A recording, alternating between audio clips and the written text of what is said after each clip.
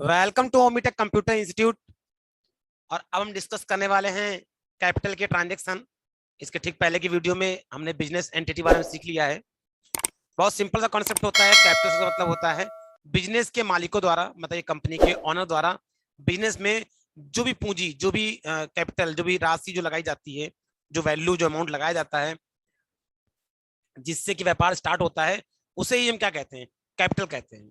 मतलब कि बिजनेस को स्टार्ट करने के लिए सबसे पहले क्या चाहिए? एक कैपिटल, एक पूंजी चाहिए जो कि कंपनी के मालिकों द्वारा लगाई जाती है, और उसे हम क्या कहते हैं? कैपिटल। कैपिटल को ही हिंदी में पूंजी कहते हैं और इंग्लिश में कहते हैं कैपिटल। तो वो सिंपल सा कॉन्सेप्ट है, ये आपको समझ में आ गया होगा कि बिजनेस के ऑनर, मालिक मतलब कंपनी के ऑनर, जो भी अमाउंट बिजनेस में इन्वेस्ट करेंगे, लगाएंगे, या जिस भी चीज से बिजनेस को स्टार्ट कर रहे हैं, वो उस बिजनेस के लिए क्या है? कैपिटल। और इसकी जब एंट्री बनती है तो देखिए, जब पैसा आता है कंपनी मालिक से बिजनेस के अंदर, तो या तो वो कैश के फॉर्मेट में आता है, तो बैंक के फॉर्मेट आता है। इसके अलावा और भी फॉर्मेट आ सकता है, लेकिन मोस्टली भाई पैसा हमको चालू करना है, दुकान खोलनी है, तो दुकान के लिए सबसे पहले क्या चाहिए हमको? हमें कैश चाहिए। या तो हमको कैश मिल जाए, या हमारा हमको बैंक बैलेंस मिल जाए।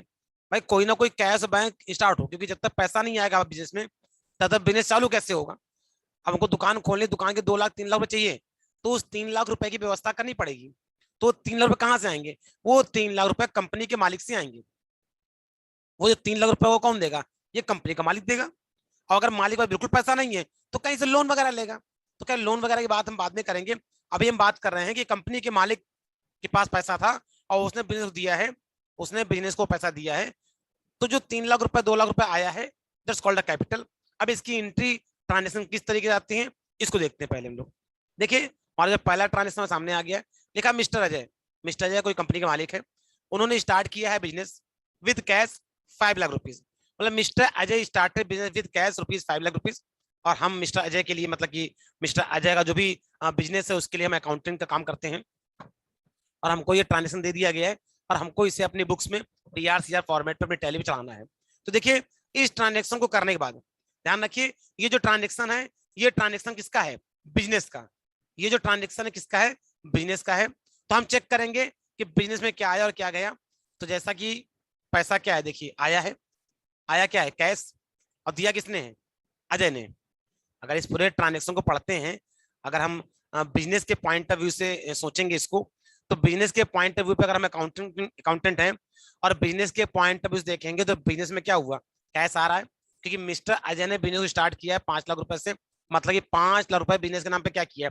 कैश प्रोवाइड कर दिया। किसको? बिजनेस को। हो सकता है उनके 10 लाख हो, 15 लाख हो, लेकिन उन्होंने स्पेशली 5 लाख रुपए अलग कर दिए, सिर्फ किसके लिए? बिजनेस के लेन देन करने के लिए। तो हमारे पास क्या आ गया? कैश। और दिया किसने? अजय ने। और ध्यान रखिए, अजय कोई नॉर्मल इंसान नहीं है, वो कंपनी का मालिक है। वो कंपनी का मालिक है, और कंपनी के मालिक ने अपनी पूंजी, अपनी जो गाड़ी कमाई का पैसा था हमको दिया है, इसलिए उसके लिए हम एक शब्द का इस्तेमाल करते हैं, इसका नाम है कैपिटल। क्योंकि अजय ने जो पैसा दिया है वो अजय की पूंजी थी, कैपिटल था, इसलिए हमने यहाँ पे क्या दे दिया? अजय के साथ में, कंपनी मालिक के साथ में, कंपनी का जो ऑनर है वो नॉर्मल इंसान नहीं है, वो कंपनी का मालिक है। और उसके लिए अकाउंटिंग में एक शब्द का इस्तेमाल किया जाता है जिसे हम कहते हैं कैपिटल। अब देखिए, अब लिखा है हम अकाउंटिंग बिजनेस लिए करते हैं, बिल्कुल सही बात है। और इस एंट्री में बिजनेस को क्या हो रहा है? कैश रिसीव हो रहा है, जैसे मैंने आपको बताया। इसलिए इस एंट्री को कहाँ करेंगे? पहली बात तो करेंगे रिसीव वाउचर में। मतलब इसमें ये क्लियर किया गया है कि ये जो ट्रांजेक्शन होगा, ये ट्रांजेक्शन किस वाउचर में किया जाएगा, क्योंकि कंप्यूटर जाके फीड करेंगे। तो ये ट्रांजेक्शन जाएगा रिसीव वाउचर में, F6 में। अब सवाल उठता है क्या डीआर होगा? तो जो आता है उसे डीआर करते हैं, मतलब ये कैश डीआर हो गया। देखिए बिल्कुल सिंपल सा। और जो देने वाला था उसने कहा कर दिया? सीआर में कह दिया। रूल रूल जो नियम है, रूल कहता है क्रेडिट द गिवर। जो गिवर, जो देने वाला, उसको सीआर करिए। और वैसे भी अगर हमें 5 लाख मिल चुके हैं, 5 लाख आ गया डीआर में, तो सीआर में क्या होगा? हम उस पर्सन का नाम लिखेंगे जो कि देने वाला है, जिसने हमको पैसा दिया है। और यहाँ पे हमने अजय और कैपिटल दोनों शब्द का इस्तेमाल किया है। ध्यान रखिए, इसमें एक बहुत ही सिंपल सा नियम होता है, आप अजय का नाम लिखें ना लिखे चलेगा, लेकिन कैपिटल लिखना मैंडेटरी है। आप अजय मत लिखिए, आप केवल कैपिटल लिखेंगे, तब भी ये एंट्री सही है। अजय के साथ में अगर आप कंपनी का मालिक का नाम लिखना चाहते हैं, तो आप उसके साथ में कैपिटल शब्द का इस्तेमाल जरूर करिए, क्योंकि हो सकता है बिजनेस में आने वाले टाइम में एक से ज्यादा कैपिटल हो सकता है बिजनेस में आने वाले टाइम पे एक से ज्यादा कैपिटल हो सकती है।